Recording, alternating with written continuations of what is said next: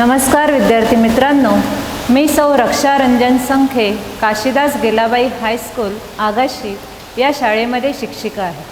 इयत्ता 9वी, विषय मराठी, कुमार भारती या पाठ्यपुस्तकामधील पाठ क्रमांक 2 संतवाणी अ जैसा वृक्ष नेणे या अभंगाचा आज आपण अभ्यास करणार आहोत. हे अभंग संत नामदेव लिखित हे अभंग आहे. संत काव्य आहे. महाराष्ट्र ही संतांची पावनभूमी म्हणून ओळखली जाते. महाराष्ट्रात अनेक संत होऊन गेले. संत ज्ञानेश्वर, संत तुकाराम, संत एकनाथ, संत चोखामेळा, संत बहिणाबाई, संत जनाबाई असे अनेक संत होऊन गेले. या सर्व संतांनी जरी पंढरीच्या विठ्ठलाची जरी भक्ती केलेली असली तरीही त्यांनी समाजसेवेचं अनमोल कार्य करून लोकांना दया, क्षमा, शांती, भक्ती, प्रेम अशा जीवनमूल्यांची ओळख करून दिलेली आहे. असेच अजून एक संतांचं वैशिष्ट्य म्हणजे संतांनी अभंग रचना करून मराठी भाषेचा गोडवा वाढविलेला आहे. अशाच ह्या संतांच्या काव्यरचना तुम्ही अभ्यास शिकले असणारच. असेच एक संत नामदेव महाराज यांचा मी परिचय थोडक्यात तुम्हाला सांगते. संत नामदेव महाराज यांचा जन्म 26 ऑक्टोबर 1270 साली हिंगोली जिल्ह्यातील नरसी ब्रह्मणी या गावी झाला. त्यांचं पूर्ण नाव नामदेव दामाजी रेळेकर असं होतं. त्यांच्या वडिलांचं नाव दामा शेट्टी, आईचं नाव गोणाई. वडिलांचा व्यवसाय जो आहे तो कपडे शिवणे हा व्यवसाय त्यांचा होता. संत नामदेव महाराज हे त्यांचं बालपण पंढरपुरातच गेलं. ते लहानपणापासूनच त्यांना पंढरपूरच्या विठ्ठलाची अनन्यसाधारण अशी भक्ती केली त्यांनी. म्हणूनच त्यांनी मराठी वाङ्मयात त्यांनी अनेक विपुल साहित्याचा भंडार जो आहे तो त्यांनी केलेला आहे. अभंग लिहिलेले आहेत, विराणा लिहिलेले आहेत, गवळणं लिहिलेले आहेत. असे अनेक साहित्याचा भंडार त्यांनी विपुल साहित्य संपदेची भर त्यांच्या काव्यात आपल्याला पाहायला मिळते.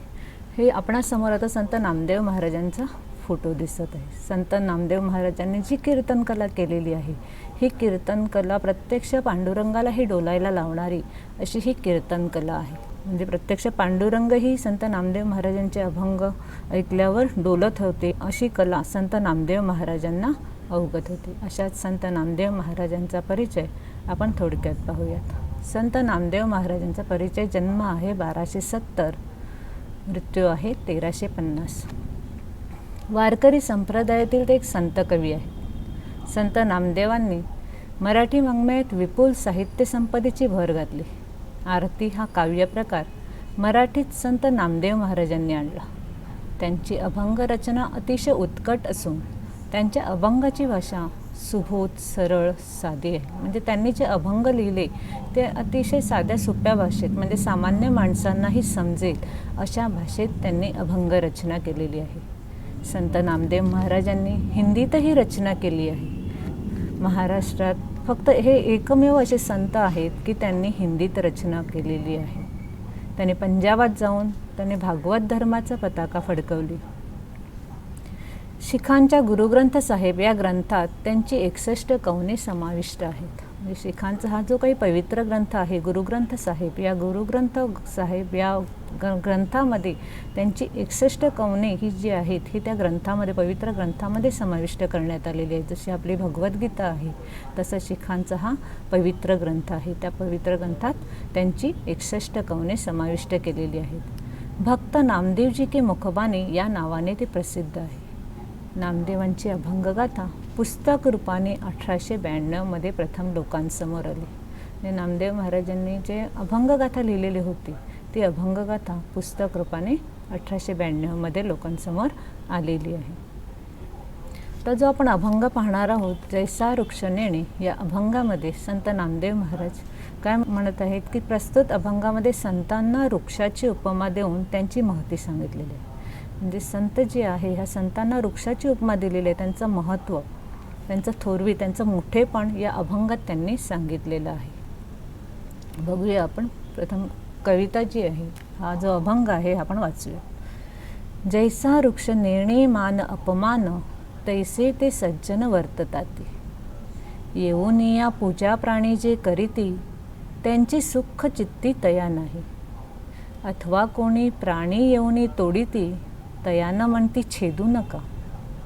निंदासुती सम मानिती जे संत, पूर्ण धैर्यवंत साधू वैसे. नामा म्हणे त्यांची जरी होय भेटी, तरी जीव शिवा गाठी पडून जाय. हा जो अभंग आहे, हा अभंग संदर्भ आहे सकल संत गाथा खंड पहिला, संत नामदेव महाराजांची अभंगगाथा, अभंग क्रमांक 1477. त्या अभंगाचे संपादक आहेत प्राध्यापक डॉक्टर रा गोसावी. म्हणजे संत नामदेव महाराजांनी जी अभंगगाथा लिहिली होती त्यातला जो अभंग क्रमांक आहे 1477, तो आहे कोणता? तर जैसा वृक्ष नेणे. चला तर आपण हा अभंगाचा अभ्यास करूयात. प्रथम या 2 ओळी घेणार आहेत, त्याच्यानंतर मी तुम्हाला ह्या ओळींचा भावार्थ सांगणार आहे. खाली शब्दार्थसुद्धा दिलेले आहे. जैसा वृक्ष नेणे मान अपमान, तैसे ते सज्जन वर्तताती. शब्दार्थ आहे जैसा म्हणजे जसा, वृक्ष म्हणजे झाड, नेणे जाणत नाही, मान सन्मान, अपमान अवमान, तैसे तसे, सज्जन संत, वर्तताती वागतात, वर्तन करतात. जसे वृक्षाला कोणी मान दिला, सन्मान केला तरी त्यांना आनंद होत नाही, कोणी अपमान केलं, कोणी वाईट बोललं तरी त्यांना दुःख होत नाही. म्हणजे तसंच वर्तन कोणाचं असतं?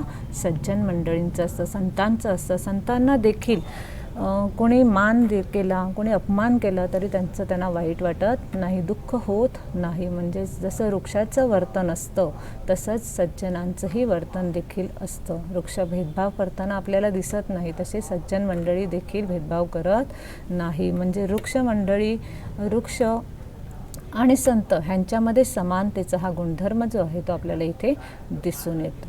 इथे एक उदाहरण द्यायचं झालं तर संत एकनाथ महाराजांचं आपण एक उदाहरण देऊ शकतो. संत एकनाथ महाराज हे शांत स्वभावाचे होते. ते कधी चिडत नसत, रागावत नसत, कोणी अपमान केला तरी त्यांना त्यांचा राग येत नसत. त्या पैठणला असतानाच भल्या पहाटे सकाळीच आंघोळ करण्यासाठी गोदावरी नदीवर स्नान करण्यासाठी ते जात असतानाच तिथल्या लोकांना म्हणजे नित्यकर्म हा त्यांचा असे. त्यावेळी संत एकनाथ महाराज जे आहेत, ह्या एकनाथ महाराजांना कधी राग येत नसे. ह्या तेथील पैठणमधील कुटाळ लोकांना हे माहीत होतं की ते कधी चिडतच नाहीत. मग अशा वेळेला त्या संत कुटाळ लोक जी होती त्यांनी पैज लावली की बघूयात आपण कसे संत एकनाथ महाराज चिडत नाहीत, रागवत नाहीत. मग एका कुटाळ व्यक्तीने ती पैज लावली आणि त्या पैजप्रमाणे त्याने तो प्रकार केलेला आहे. काय प्रकार केलेले तर संत एकनाथ महाराज नेहमीप्रमाणे सकाळी पहाटे ते गोदावरी नदीवर स्नान करण्यासाठी गेले. स्नान करून येत असतानाच नदीकिनारी ही कुटाळ व्यक्ती जी आहे, ह्या व्यक्तींनी म्हणजे टवाळखोर जी व्यक्ती आहे, ह्या टवाळखोर व्यक्तींनी त्यांच्या अंगावर जेव्हा संत एकनाथ महाराज स्नान करून येत होते त्यावेळी ते त्यांच्या अंगावर थुंकतात. त्यावेळी संत एकनाथ महाराज जे आहेत, हे संत एकनाथ महाराजांचं शरीर अमंगल होतं, त्यामुळे ते माघारी फिरतात आणि माघारी फिरल्यानंतर लगेचच पुन्हा ते स्नान करून येतात. पुन्हा संत एकनाथ महाराज स्नान करून आल्यानंतर येत असतात. त्याच वेळेला हा कुटाळ व्यक्ती पुन्हा हा तोच प्रकार करतो. संत एकनाथ महाराज काहीही न बोलता तिकडनं परत मागे फिरतात आणि पुन्हा स्नान करून येतात. विद्यार्थी मित्रांनो, असं एकदा नाही, दोनदा नाही, तर ह्या कुटाळ व्यक्तीने 108 वेळा थुंकण्याचा हा प्रकार जो आहे तो त्यांच्या अंगावर केलेला आहे. त्यामुळे थुंकणारी जी व्यक्ती होती, टवाळखोर जी व्यक्ती होती, तो थकला. थुंकून त्याची गती संपलेली आहे, त्याचा संयम संपलेला आहे. आणि नंतर पण एकनाथ महाराजांचा उत्साह जो आहे तो सारखा वाढतच राहिलेला आहे.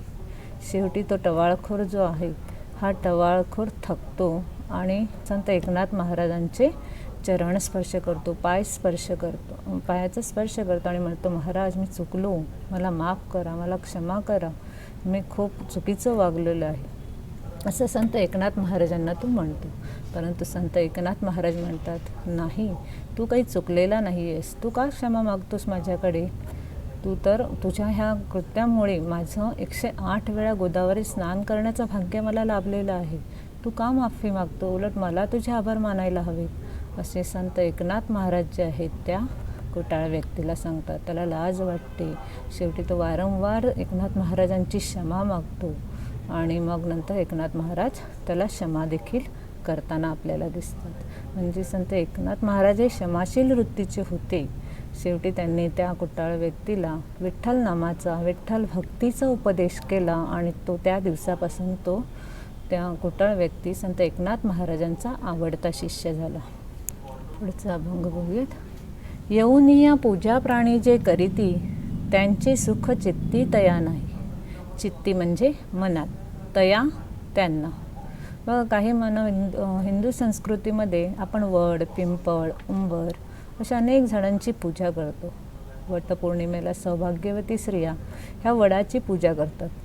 त्यावेळी एखाद्या वडाच्या शेजारी असलेलं एखादं झाड खूप म्हणजे दुःखी होत नाही, किंवा वडाचं झाड आपली पूजा झाली म्हणून तो खूप आनंदी होताना आपल्याला दिसत नाही, की आशीर्वाद देताना आपल्याला दिसत नाही. म्हणजे झाड जे आहे, वृक्ष जे आहे, आपली पूजा झाली म्हणून सुखीही होताना दिसत नाही, आनंदीही होताना दिसत नाहीच.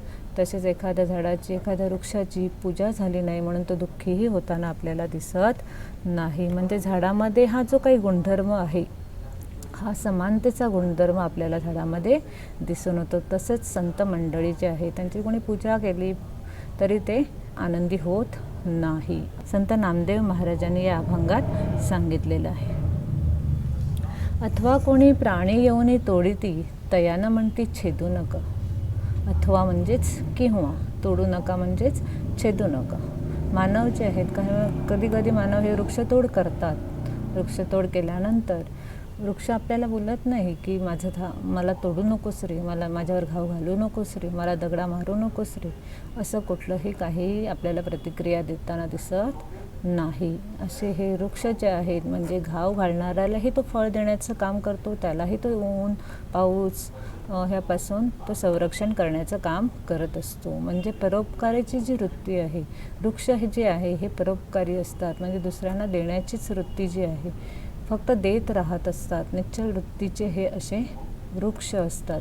म्हणूनच संत नामदेव महाराज म्हणतात की वृक्ष जे आहे निश्चल वृत्तीचे असतात. त्यामुळे म्हणजे निरपेक्ष वृत्तीने ते सेवा करत असतात, हे त्यांचे गुण आहेत. संत तुकाराम महाराज देखील आपल्याला म्हणतात की वृक्ष वल्ली आम्हा सोयरे वनचरी. संत तुकाराम महाराज असे का म्हणतात? कारण वृक्ष आपल्या चालत्या बोलत्या माणसांपेक्षा त्यांना ही वृक्षवेली जास्त प्रिय आहे. कारण हे वृक्षवेली, त्यांच्यामध्ये हे जे काही विकार आहेत, हे विकार त्यांच्यामध्ये आढळून येत नाही. आपला मनुष्य जो आहे, हा मानवाच्या अंगी काम, क्रोध, मोह, मद, मत्सर हे षडविकाराने आपलं शरीर युक्त असतं. मन आपलं हे युक्त असतं. अशा वेळी म्हणजे हे जे वृक्षवेली आहेत, ह्यांच्यामध्ये हे विकार आढळून येत नाही. त्यामुळे संत तुकाराम महाराज जे आहेत, ह्या संत तुकाराम महाराजांना वृक्ष हे आपले वाटतात, आपल्यासारखेच वाटतात. निंदास्तुती सम मानिते जे संत, पूर्ण धैर्यवंत साधू वैसे.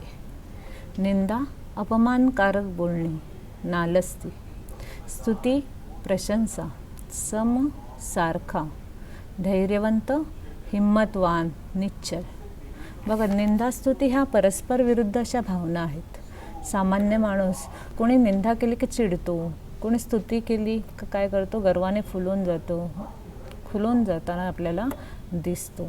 परंतु संत मंडळी जे आहेत, हे संत मंडळी निंदास्तुतीला समान मानतात. जरी कोणी त्यांची निंदा केली तरी त्यांना कधी राग येत नाही, कधी ते चिडत नाही, किंवा स्तुती केली म्हणून गर्वाने फुलून जाताना दिसत नाही. म्हणजे निंदास्तुती हे सम मानणारी ही जी संत मंडळी जी आहेत, त्यांना संत नामदेव महाराजांनी पूर्ण धैर्यवंत असं म्हटलेलं आहे. का म्हटलेलं आहे? तर हे जे काही त्यांचं विश्व जे आहे, ह्या सर्व भावनांच्या पलीकडे असतं.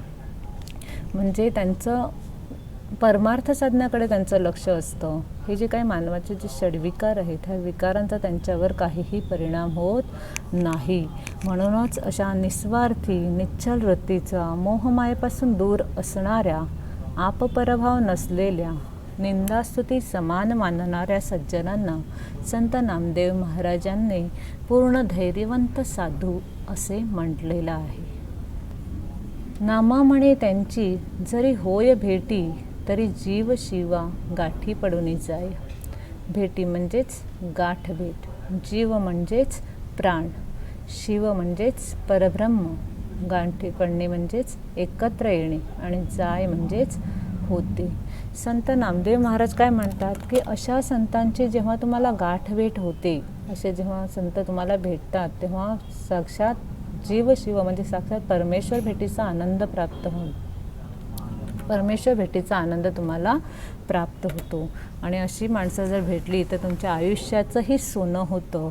म्हणजे संतांच्या निव्वळ सहवासानेच जणू परमेश्वर भेटीचा आनंद जो आहे तो आपल्याला प्राप्त होतो, असं संत नामदेव महाराज ह्या अभंगामध्ये आपल्याला सांगताना दिसत आहेत. म्हणजे संतांची थोरवी सांगणारी व जीवनमूल्यांची शिकवण देणारी ही अभंग रचना आहे.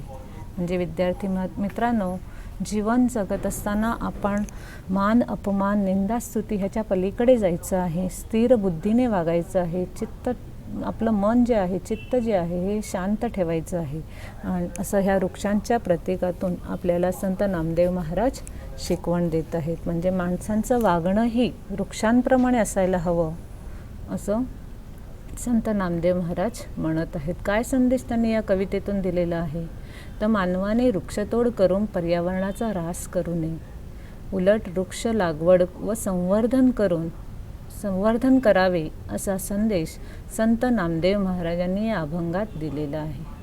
अभंग तुम्हाला समजलेला असेलच विद्यार्थी मित्रांनो. या अभंगाच्या खाली जो स्वाध्याय दिलेला आहे त्या स्वाध्यायाचा अभ्यास करूयात. प्रश्न पहिला आहे, वृक्ष आणि संत यांच्यातील साम्य लिहून तक्ता पूर्ण करा. वृक्ष आणि संत, वृक्षांना त्यांच्या मान अपमानाची पर्वा नसते, तसं संतांच्या लेखीही मान अपमानाला पर्वा नसते किंवा त्यांना महत्त्व नसतं. लोक वृक्षांचे पूजन करतात, त्याचे वृक्षांना सुख वाटत नसते. वृक्ष हे कसे आहे, स्थितप्रज्ञ वृत्तीचे असतात. तसंच संत मंडळी देखील त्यांचं कोणी पूजन केलं तर त्यांचं सुख त्यांना वाटत नसतं. म्हणजे ते विरक्त वृत्तीचे असतात. कोणाच्याही प्रशंसेने ते भुलून जात नाहीत.